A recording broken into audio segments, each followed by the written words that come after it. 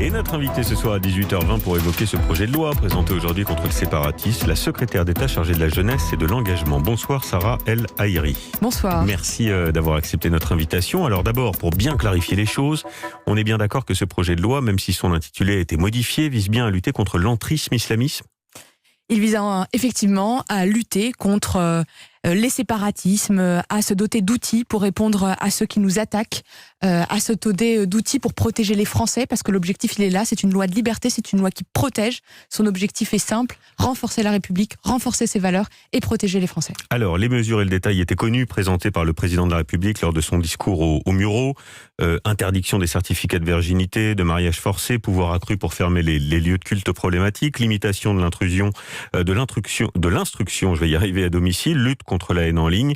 Est-ce que tout cela est suffisant ? Je vais vous poser une question sur l'école de la République. Il y a beaucoup de questions qui se posent sur l'école publique. On sait les entorses des uns et des autres, les professeurs qui remontent le fait que certains élèves ne veulent pas étudier tel ou tel pan de notre histoire, tel ou tel écrivain, tel ou tel artiste, refusent parfois de chanter la Marseillaise.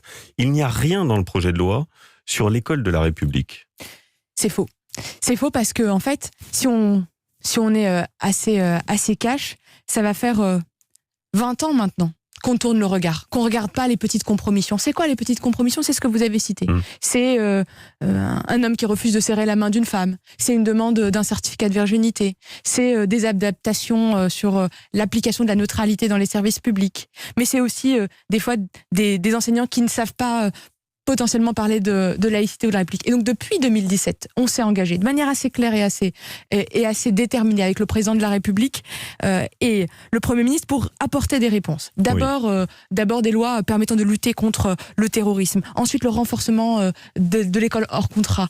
Et aujourd'hui, il y a quoi dans ce texte ? Il y a des outils pour protéger, pour plus permettre d'entorse, en fait. Mais sur l'école, Sarah El Haïry, sur l'école, à l'intérieur de l'école, vous y avez vous-même été confronté à cette remise en cause de la laïcité républicaine. C'était une rencontre que vous avez faite, je crois, avec 130 jeunes de 15 à 21 ans à Poitiers, et qui s'est mal passée, car beaucoup d'entre eux, dites-vous, ont eu des propos durs sur la religion, sur l'école, sur la police. Vous avez d'ailleurs décidé de mettre un terme à cet entretien. Tiens, d'ailleurs, une question en passant. Est-ce que c'était judicieux de tourner les talons et de partir ? Est-ce que ça n'est pas le rôle d'un politique de plutôt être dans l'échange, tenter de convaincre et d'accompagner pour sortir ses enfants de l'embrigadement ?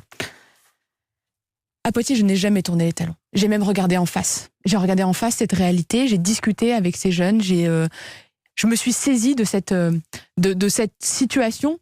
Mais on ne peut pas laisser dire. On ne peut pas laisser dire que notre État est raciste. On ne peut pas laisser dire que notre État ne respecte pas ou divise. Au contraire, il faut réaffirmer les principes de la République. Il faut les réaffirmer partout. Et c'est pour ça qu'il faut renforcer cette chaîne, ces maillons de la transmission, cette chaîne qui protège nos enfants d'abord. C'est pour ça qu'avec Jean-Michel Blanquer, mais depuis 2017, on a institué le Conseil des sages de la cité, on donne des outils pédagogiques aux enseignants, on les protège et on complète avec le travail des associations. C'est pour ça qu'il y a eu une inspection qui a été lancée pour mettre en lumière, pour comprendre. Mais ne fallait-il pas aller plus loin avec des sanctions, pourquoi pas contre les parents, pourquoi pas contre les enfants récalcitrants, avec des éducateurs spécialisés qui interviennent en milieu scolaire ?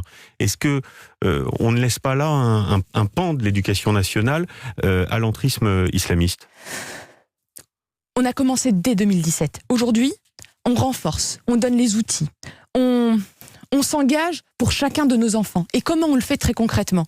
Eh bien, en posant des guides, par exemple le Vadémécum de la laïcité, des référents laïcité dans toutes les académies, pour que plus jamais un enseignant se sente seul. Mais on doit aussi renforcer la formation des éducateurs, parce que nos enfants, ils sont à l'école et dans des associations. Et donc, il faut un discours clair. Aujourd'hui, les attaques contre la République, les attaques contre nos principes républicains, ils sont à l'intérieur de notre pays et à l'extérieur de notre pays. Et donc, pour répondre à ces attaques, nous avons commencé et nous renforçons aujourd'hui dans le projet de loi qui conforte les principes de la République. Si ce projet de loi avait été appliqué il y a quelques mois, est-ce que ce qui s'est passé avec Samuel Paty aurait pu être évité ? Vous savez, la seule manière de lutter contre le terrorisme, contre l'islamisme radical, c'est de faire bloc. C'est de renforcer notre volonté et notre sentiment d'appartenance à une communauté nationale. C'est de protéger notre vivre ensemble. Samuel Paty, ce professeur, a été décapité à cause d'une idéologie qui attaque notre pays. Et dans ce projet de loi, il y a des articles qui ont été travaillés, entre autres, avec le ministre de la Justice, le garde des Sceaux, posant un délit de haine sur Internet, parce qu'on sait que son identité a été diffusée sur les réseaux sociaux. Alors on tire des leçons, on se dote de moyens supplémentaires, et surtout, on regarde en face les problèmes et on les traite. Alors, Sarah El Haïry, vous êtes donc secrétaire d'État chargée de la jeunesse et de l'engagement.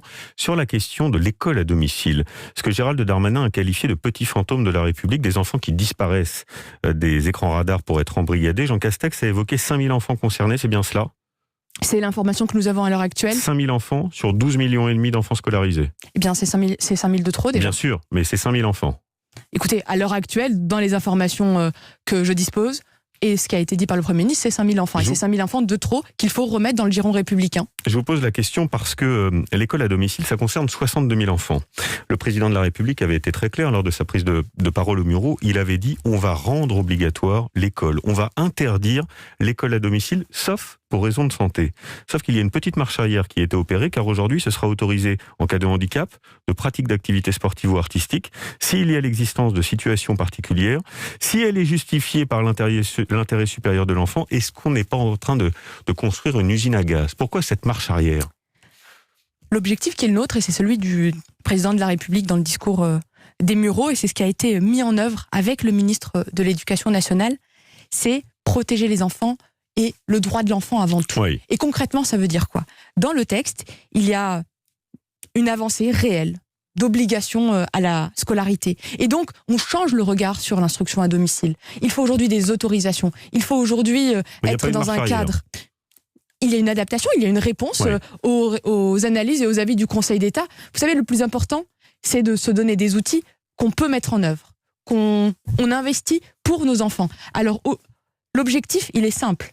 C'est que on ne laisse pas des enfants dans des situations où on les embrigade. Parce que, d'abord et avant tout, ces enfants, ce sont des enfants de la République. Bien. Et nous leur devons la protection. Et c'est en ça où ce texte est un texte qui protège et un texte de fait de liberté. Sarah El Haïry, une dernière question sur ce qui s'est passé hier soir au Parc des Princes. C'est inédit. Les joueurs sont rentrés tous ensemble au vestiaire après des propos jugés racistes de l'un des arbitres.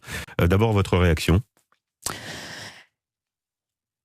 L'État, notre pays, il n'y a pas de place pour le racisme. Il faudra le condamner, l'arrêter systématiquement, le dénoncer et le regarder aussi en face. Alors, moi, j'étais ravie de cette réaction claire, d'équipe et collective. Oui, il est en train de se passer quelque chose dans le monde du sport. Et il se passe quelque chose dans notre société. Aujourd'hui, la dénonciation, elle est réelle. Et il y a une enquête de l'UEFA qui est en cours, qui mettra en lumière l'ensemble des éléments. Mais plus que jamais, les discriminations n'ont pas leur place dans notre pays. Et c'est encore une fois en renforçant les principes de la République qu'on luttera contre, parce que c'est l'égalité qui est attaquée. Vous avez vous-même déjà été victime de racisme ? Écoutez, c'est déjà arrivé et j'étais déjà élue. Et évidemment, parce qu'il ne faut pas l'accepter, alors j'ai été faire un dépôt de plainte. Bien. Merci infiniment d'avoir été ce soir l'invité d'Europe Soir.